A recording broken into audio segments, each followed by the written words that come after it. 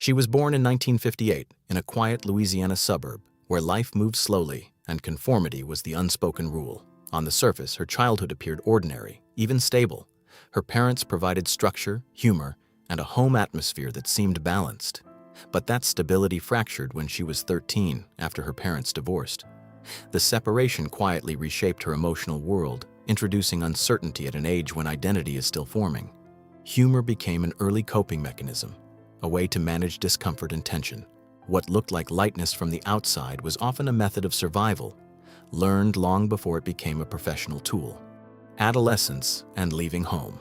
After her mother remarried, the home environment became increasingly difficult to navigate.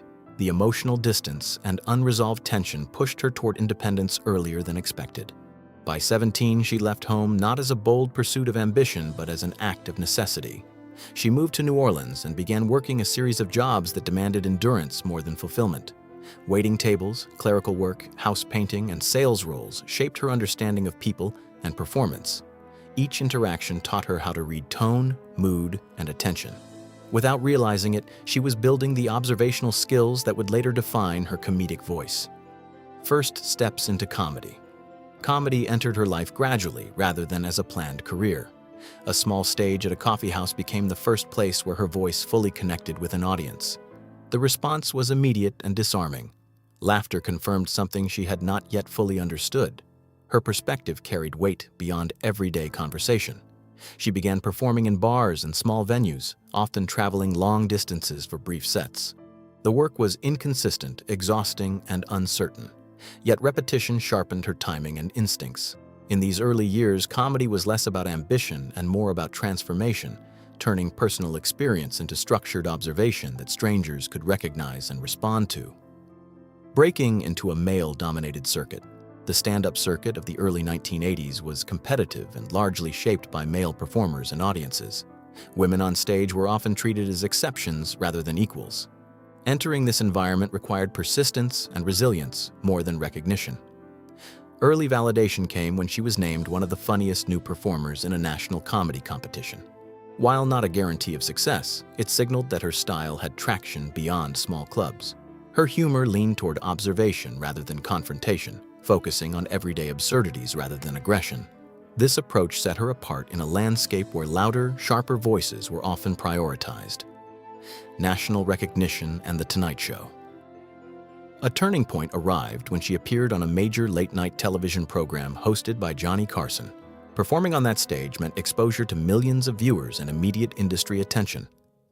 Her set, centered on a whimsical conversational routine, resonated with audiences and showcased her understated comedic style. After the performance, she was invited to sit on the couch, a symbolic endorsement that often marked a comedian's arrival into mainstream recognition. From that moment, opportunities expanded significantly. Television appearances increased, tours became larger, and her name began circulating more widely within entertainment circles as a rising national figure. Coming out and cultural impact.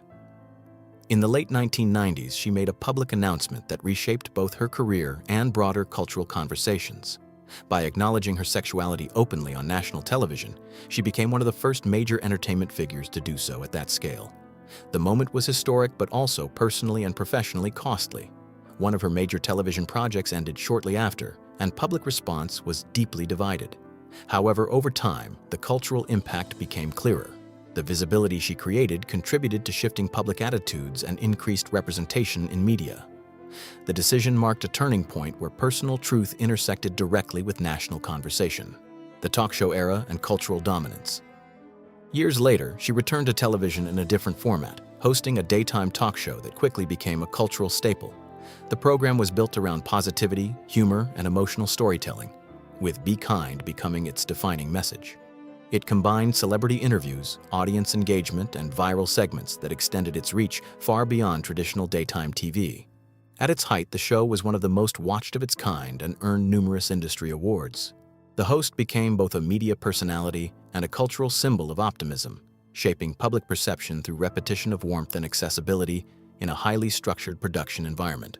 Public controversy and decline. In the final years of the show, reports emerged describing workplace concerns and internal dissatisfaction.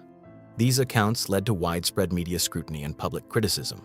The contrast between the show's public message and alleged behind-the-scenes environment became a focal point of discussion. As investigations and internal reviews followed, several staff changes were made, and the program eventually concluded. The situation became a case study in the complexity of large-scale productions where public branding and internal dynamics do not always align. It also highlighted how quickly public perception can shift when narratives of authenticity are questioned at scale. Withdrawal and reflection. After stepping away from daily television, she moved into a quieter phase of life, largely outside the constant rhythm of public production. Without the structure of a daily show, her routine became more private and less defined by external expectations. This period was marked by reduced visibility and limited media engagement. It also allowed for reflection on a career that had spanned stand-up, sitcoms, and daytime television dominance.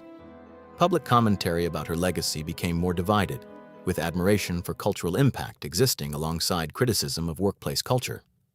Over time, she remained a recognizable figure, but no longer the center of daily entertainment discourse. Conclusion: her legacy remains layered and difficult to simplify. She helped reshape cultural visibility for LGBTQ+ representation, influenced daytime television, and built one of the most successful talk show formats in modern media history. At the same time, her career is also associated with controversy and conflicting accounts of workplace experience. Both elements exist within the same narrative. What remains clear is that her influence on entertainment and public conversation was significant and lasting. Fame did not preserve simplicity, it amplified complexity. In the end, her story reflects how public figures are built not only through success, but through the ongoing tension between image, expectation, and reality.